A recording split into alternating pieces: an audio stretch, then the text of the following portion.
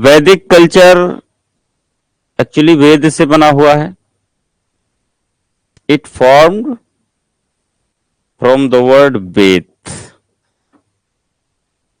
which means knowledge.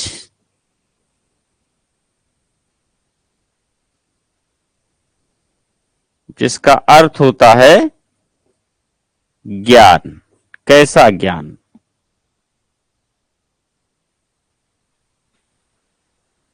अब ज्ञान, भाई हम, आप या कोई भी जो भी ह्यूमन बीइंग्स हो, ठीक है, तो ज्ञान एक माध्यम है. ठीक है, ज्ञान एक विशेष स्थिति का परिचायक है. व्यक्ति के यानी ह्यूमन बीइंग्स के एक विशेष स्थिति का परिचायक है, रिकॉग्नाइजेशन है. वो विशेष स्थिति क्या है? उसके उस पूरे जो लाइफ पीरियड जो उसका है, जीवन काल है, जन्म से और मृत्यु के बीच में थोड़ा सा समय बेसिकली हटा दें शुरू का, जो बालपन होता है जहां पर भी बिल्कुल नॉलेज नहीं है, यानी हम डिपेंडेंट ही रहते हैं, उसको हटा दें.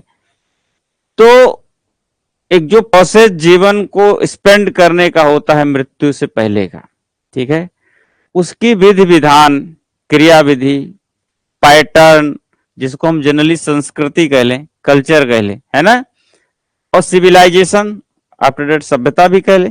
यानी संस्कृति और सभ्यता का ज्ञान कि कैसे चलाना है, क्या अचीव करना है, क्या अचीव नहीं करना है, ठीक है, व्यवहार कैसे करना है, किसके प्रति, अपनों के प्रति यानी ह्यूमन बीइंग्स के भी प्रति, या फिर जो भी बायोस क्लास है, जीव वर्ग है, उसके प्रति, जो हमारे समकक्ष रहते हैं अदर क्लास जीवों के, है ना, इस प्रकृति के प्रति, नेचर के प्रति, ठीक है, हमारे ड्यूटीज क्या है, हमारे कर्तव्य क्या है, ठीक है, उनका एक जो प्रॉपर एक जो थॉट है, प्रिंसिपल है, आई थिंक उसका नॉलेज होगा. और किसका नॉलेज होगा? जैसे कहते कोई बहुत ज्ञानी है, तो क्या है ज्ञानी है?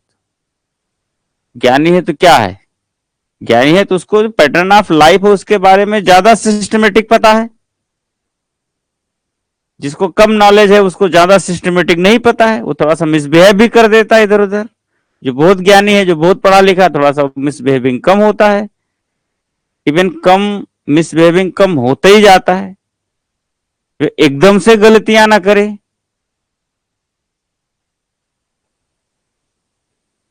तो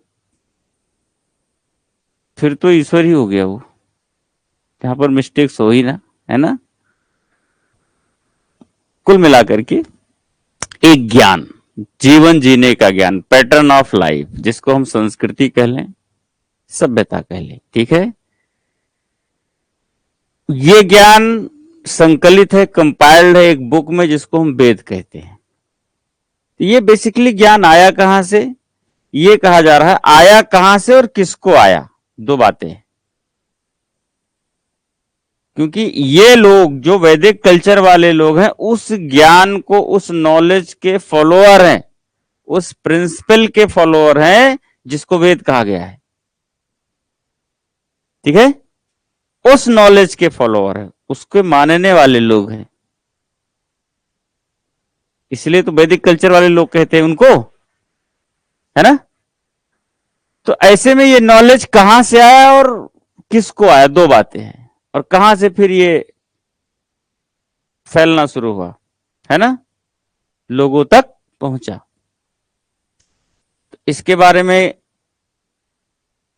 जानकारी ये है वेदों के माध्यम से ही कि ये जो ज्ञान है बेसिकली आया, कम फ्रॉम द गॉड. कहां से आया? ईश्वर से आया. क्योंकि वो व्यक्ति का पता नहीं है कौन है, जिसका बिल्कुल पता ना हो और कोई चीज क्रिएट हो रही हो तो फिर कहां से हो रही है, अगर वो छिपा हुआ है या पता नहीं चल पा रहा है, उसके रिकॉग्नाइज नहीं, तो फिर उसको हम ईश्वर ही कहते हैं ज्यादातर. ठीक है, जो अपने बुद्धि के पकड़ के बाहर हो, ज्ञान के पकड़ के पास, जानकारी के पकड़ के बाहर हो, इंद्रियों के वश में ना हो. इंद्रियों की क्षमता नहीं है कि वो पकड़ ले यहां से. तो ईश्वर से आया, बट आया किसको?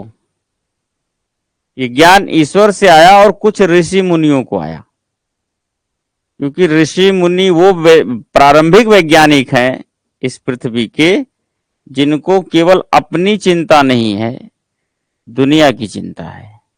तो दुनिया के सुख के लिए इन्होंने उस ज्ञान के लिए तपस्या करी है।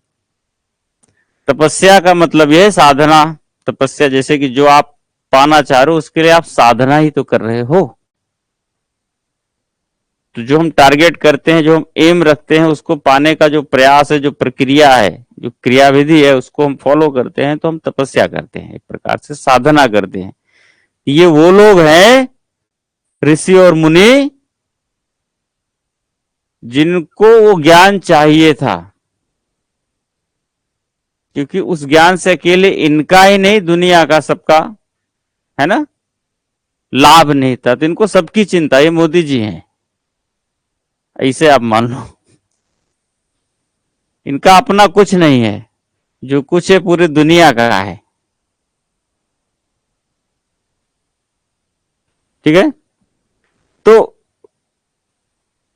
इन्होंने इस प्रकृति में बैठ करके प्रकृति का अध्ययन किया कि वो नॉलेज क्या है, प्रकृति में ही बिहेव करते हैं ना लोग जीव, तो कैसे बिहेव करें, प्रकृति में व्यवहार कैसे किया। तो प्रकृति में बैठ के, एकांत में बैठकर उसका जब मंथन किया जाता है, सोचा जाता है एकांत में, यहां पर एक डायरेक्शन में।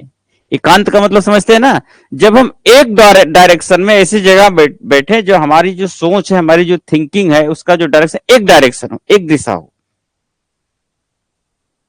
और बाकी सारी डायरेक्शन, सारी दिशाएं खत्म हो जाएं और कहीं दिमाग न जाए। एकांत में बैठकर, एकाग्र होकर, एकांत में एकाग्र होकर, एकांत में ही एकाग्रता आती है। ठीक है। तो एक डायरेक्शन में जब चिंतन होता है, मंथन होता है, तो कुछ न कुछ निकलता है, कुछ न कुछ निष्कर्ष निकलता है। तो फाइनल निकला हुआ वह निष्कर्ष जो लगता है कि हाँ यही एब्सोल्यूट है, दैट इज नॉलेज, वो ज्ञान है।